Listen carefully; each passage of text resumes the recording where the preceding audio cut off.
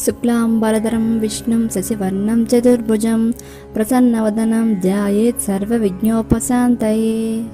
కార్తీక పురాణము 11వ అధ్యాయము. సుశీలామందర వృత్తాంతము, పురాణ శ్రవణ ఫలము. కథలోకి వెళ్లే ముందు నా వీడియో మొదటిసారి చూసిన వాళ్ళు నా ఛానల్ సబ్స్క్రైబ్ చేసుకోండి, లైక్ చేయండి, షేర్ చేయండి. ఇక కథలోకి వెళ్దాము. రాజోత్తమ, తిరిగి చెప్పెదను వినుము. కార్తీక మాసమందు అవిసె పువ్వులతో హరిని పూజించువాని పాపములు నశించును, చాంద్రయాన వ్రతఫలము పొందును. కార్తీక మాసమందు గరికతో గాని కుశలతో గాని హరిని పూజించువాడు పాప విముక్తుడై వైకుంఠము చేరును. కార్తీక మాసమందు చిత్రరంగులతో కూడిన వస్త్రములను హరికి సమర్పించినవాడు మోక్షము పొందును. కార్తీక మాసమందు స్నానమాచరించి హరి సన్నిధిలో దీపమాలలు నుంచువాడును, పురాణమును జెప్పువాడును, పురాణమును వినువాడును పాపములన్నీయు నశింపజేసుకుని పరమపదమును పొందుదురు. ఈ విషయమై ఒక పూర్వకథ కలదు. అది విన్న మాత్రమునే పాపములు పోవును, ఆయురారోగ్యము నిచ్చును, బహు ఆశ్చర్యకరముగా నుండును. దానిని చెప్పెద వినుము. కళింగ దేశమందు మందరుడను ఒక బ్రాహ్మణుడు గలడు. అతడు స్నాన సంధ్యా వందనాదులను విడిచిపెట్టినవాడై ఇతరులకు కూలి చేయుచుండెడి వాడు. అతనికి మంచి గుణములు కలిగిన సుశీల అను పేరు గల ఒక భార్యయుండెను. ఆమె పతివ్రతయు సమస్త సాముద్రిక లక్షణములతో కూడినదై ఆడవారిలో శ్రేష్ఠురాలై ఉండెను. ఓ రాజా, ఆ సుశీల భర్త దుర్గణ పూర్ణుడైనను అతని యందు ద్వేషము ఉంచక సేవించుచుండెను. తరువాత వాడు వేరైన జీవనోపాయము తెలియక కూలి జీవనము కష్టమని తలచి కత్తిని ధరించి అడవి మార్గమును కనిపెట్టుకుని ఉండి దానీడుచు వారిని కొట్టి వారి ధనములను అపహరించుచు కొంతకాలము గడిపెను. అట్లు చౌర్యము వలన సంపాదించిన వస్తువులను ఇతర దేశములకు ఆ ధనముతో కుటుంబమును పోషించుచుండెను. ఒకప్పుడు ఆ బ్రాహ్మణుడు చౌర్యము కొరకు మార్గమును కనిపెట్టియుండి మార్గాన వచ్చిన ఒక బ్రాహ్మణ్ణి పట్టుకొని మర్రి చెట్టుకు కట్టి అతని సొమ్ము అంతయు హరించెను. ఇంతలోనే క్రూరుడైన కిరాతకుడొకడు వచ్చి ఆ ఇద్దరు బ్రాహ్మణులను చంపి ఆ ధనమంతయు తాను హరించెను. తరువాత గుహలోనున్న పెద్ద పులి కిరాత మనుష్య గ్రంథమును ఆగ్రహించి వచ్చి వారిని కొట్టెను.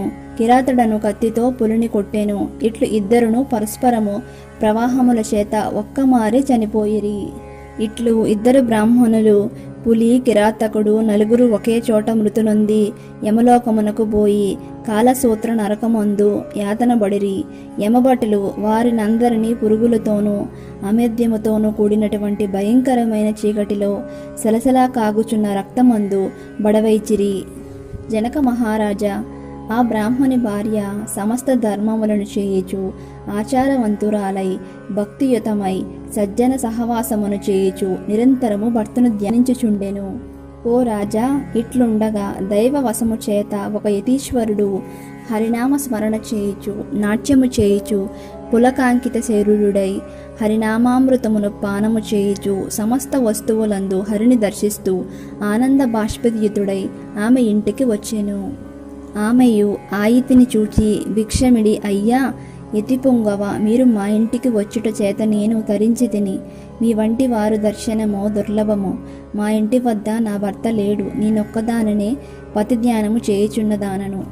ఆమె ఇట్లు చెప్పగా విని యతీశ్వరుడు ప్రియభాషినియు శ్యామయునైన ఆమెతో ఇట్లనేయను, అమ్మాయి, ఈరోజు కార్తీక పూర్ణిమ మహాపర్వము. ఈ దిన సాయంకాలము హరిసన్నిధిలో మీ ఇంటిలో పురాణ పఠనము జరుపవలెను. ఆ పురాణమునకు దీపము కావలెను. నూనె తెచ్చెదను కనుక నీవు వత్తిని చేసి ఇమ్ము. శ్యామయమనగా యవ్వనవతి అని అర్థం. యతీశ్వరుడిట్లు చెప్పగా ఆ చిన్నది విని సంతోషముతో గోమయము తెచ్చి ఆ ఇల్లు చక్కగా అలికినదై అందు 5 రంగులతో ముగ్గులు పెట్టి పిమ్మట దూదిని పరిశుద్ధము చేసినదై ఆ దూదిచే 2 ఒత్తులను చేసి నూనెతో యతీశ్వరుని వద్ద వెలిగించి స్వామికి సమర్పించెను.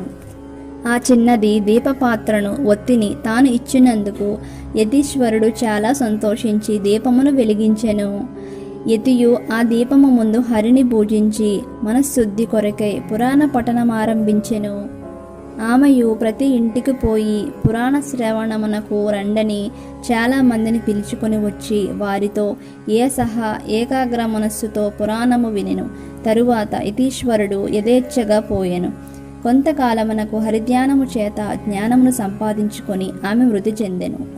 అంతలో శంఖ చక్రాంకితులను, చతుర్బాహులను, పద్మాక్షులను, పీతాంబరదారులైన విష్ణుదూతల దేవతల తోటలోనున్న పుష్పములతోనూ, ముత్యాలతోనూ, పగడములతోనూ, రచించిన మాలికలతోనూ, వస్త్రములతోనూ, ఆభరణములతోనూ అలంకరించబడిన విమానమును తీసుకొచ్చి సూర్యుడి వలె ప్రకాశించడి ఆ విమానమందు ఆమెను ఎక్కించి జయ జయధ్వనులతో కరళతాళము చేయుచు చాలామంది వెంటరాగా వైకుంఠములోనకు చేరెను. ఆమె వైకుంఠమునకు బోవుచు మధ్య మార్గమందు నరకమును జూచి అచ్చట తన పతి నరకమందు ఉండుటకు ఆశ్చర్యముంది. విష్ణుదూతులతో నిట్లు పలికెను, ఓ విష్ణుదూతలారా, నిమిషమాత్రము ఉండండి. ఈ నరకమందు నా భర్త ముగ్గురితో పడియుండుట కారణమేమిటి? ఈ విషయము నాకు చెప్పుము. వీడు నీ భర్త. వీడు కూలిని చేసియు దొంగతనము చేసియు పరదాన్ అపహరణ చేసినాడు. వేదోక్తమైన ఆచారమును వదిలి దుర్మార్గమందు చేరినాడు. అందువల్ల వీడు నరకమొందుతున్నాడు. ఈ రెండవ బ్రాహ్మణుడు మిత్రదోహి, మహాపాతకుడు. ఇతడు బాల్యము నుండి మిత్రుడై ఉన్న వారిని ఒకని చంపి వాని ధనము అపహరించి ఇతర దేశమునకు పోవచున్నంతలో నీ భర్త చేత హతుడయ్యను. అట్టి పాపాత్ముడు గనుక ఇతడు నరకమందుతున్నాడు. ఈ మూడవ వాడు కిరాతకుడు.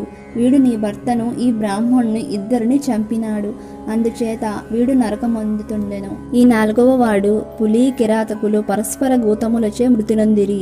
ఈ పులి పూర్వమందు ద్రావిడ బ్రాహ్మణుడు. ఇతడు ద్వాదశి నాడు భక్ష విచారణ చేయక నూనెతో చేసిన వంటకములను భుజించినాడు. అందుచేత వీడు నరకమందుతున్నాడు. ఇట్లు నలుగురు నరకమందుతూ యాతనను నొందుచున్నారు. ద్వాదశి నాడు నెయ్యి వాడవలెను, నూనె వాడకూడదు. విష్ణుదూతులు ఇట్లు చెప్పగా ఆమె, అయ్యలారా, ఏ పుణ్యము చేత వీరు నరకము నుండి ముక్తులగుదరని అడిగెను.